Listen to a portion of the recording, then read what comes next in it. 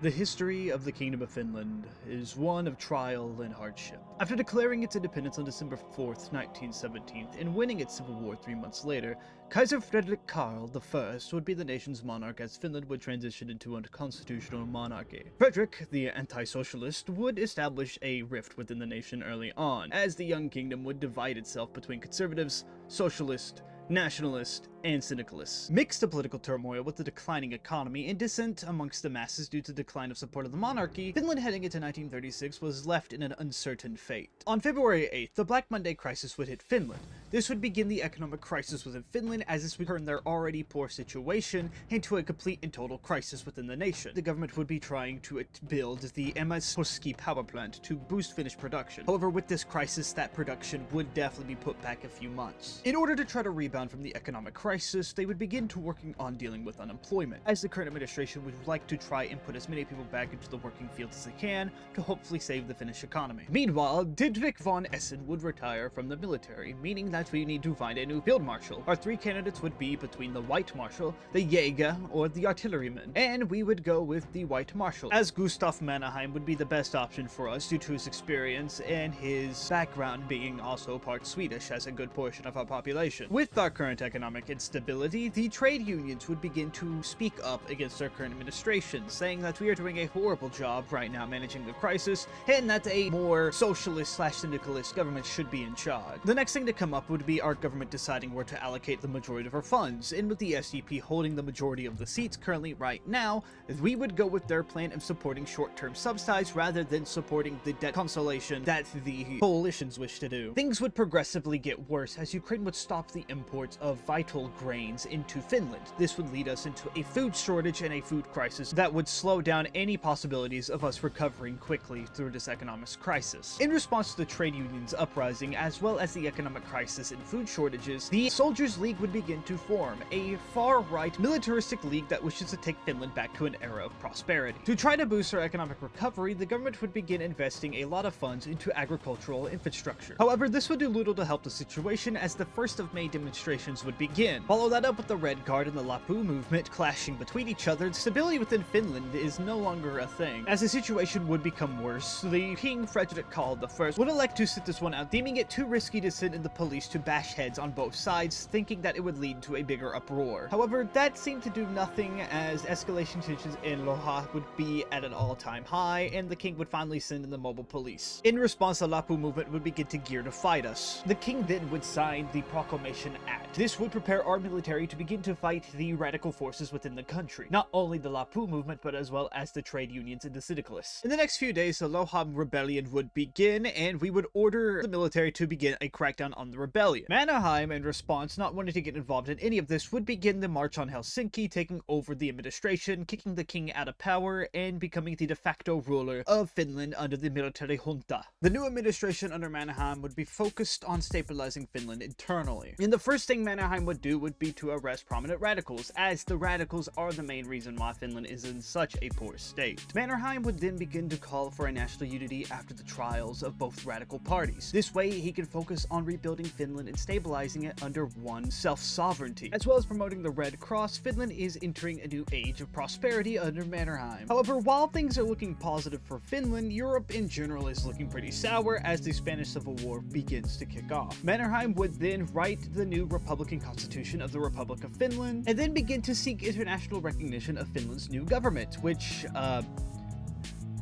Austria would decline. But with the Republican Constitution signed and our stability back to the positives, Mannerheim would relinquish control back to the Democratic parties of Finland, and in a shocking twist of event, the market liberals would win the election. The first motion for the new administration would be to focus on securing our grain imports, as without the Ukrainian grain, we are still suffering a minor food crisis. So trying to regain that either by trading with the Ukrainians or the Russians would be very beneficial. We'll also begin to start mobilizing more divisions, as threats of Russian aggression is still at an all-time high, especially as Russia throughout this playthrough continues to invade their neighboring nations. The current administration would continue to focus on Mannerheim's policies of national unity, and the Ukrainians would agree to selling wheat to us once again. However, with Russian aggression at an all-time high, we would begin to look towards the Entente for protection, as maybe with a more pro-Russian alliance, the Russians would begin to back off from us. And with the Moscow Accords going after Ukraine, Ukraine, I knew it was only a matter of time before they turned their eyes up to the north. And with threats of Russian expansion and the Germans not really caring too much about us anymore, we would look for the Entente for protection, and they would welcome us with open arms, as the Canadians and French both guarantee our protection underneath the Entente's banner. We would continue to develop our military to hopefully be one of the best in Europe to defend against the Russian bear. And unfortunately, time ran out, as 1 year later, the Russians would begin demanding us an alliance. Now, normally you could just say yes, and you don't have to worry about much, as I don't think the Russian AI really gives a shit what you do after that. But in the sake of narrative, we'll say that on this thing, it says that the Russians want us to diplomatically align ourselves with them. In exchange, there will be a non-aggression, however, we will be politically isolated. So, the Finnish government, in the backing of the Entente, realistically here, would say no. However, the Russians would see this as an act of aggression, and thus now preparing us for a full-on combat with the Russian army. Russia has attacked Finland. This is not a war, but the most ruthless aggression upon a peace-loving, hard-working and deeply religious people. Finland never threatened Russia. Finland accepted with deep gratitude the offer of conciliation put forward by the government of the United States. The Finnish nation is firm and united in the defense of her liberty.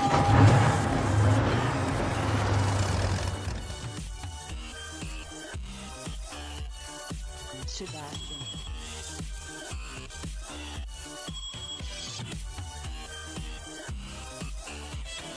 First Phoenix. Sebastian. First.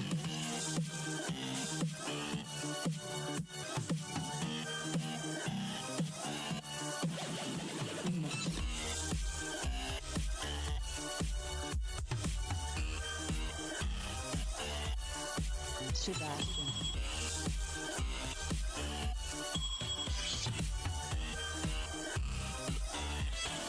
First Phoenix. The Finnish nation is firm and united in the defense of her liberty and of her democratic institutions. We stand before God with clean conscience, trusting in the justice of our cause.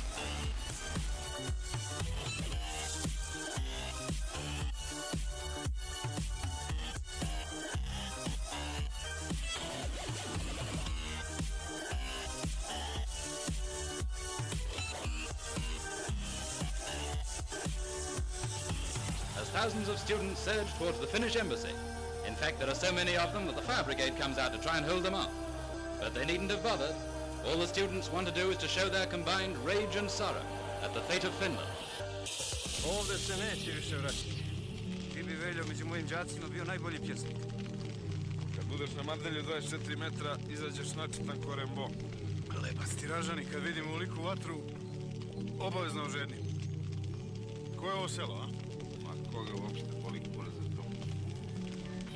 Eto vidiš, spalimo selo, ne znamo ni kako mu je ime bilo. Koljemo se za 10 dekata.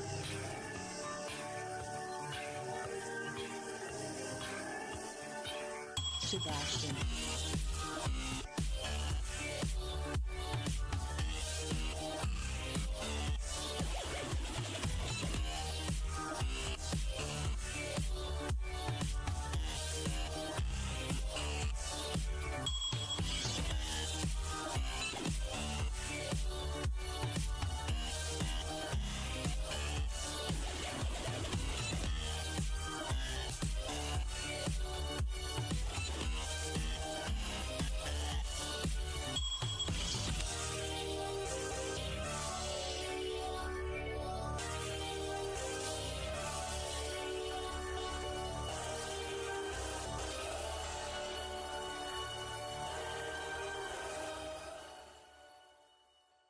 Unfortunately for the Finnish nation, I was unable to protect its sovereignty, and the failure of the administration will forever be remembered as one of Finland's greatest tragedies.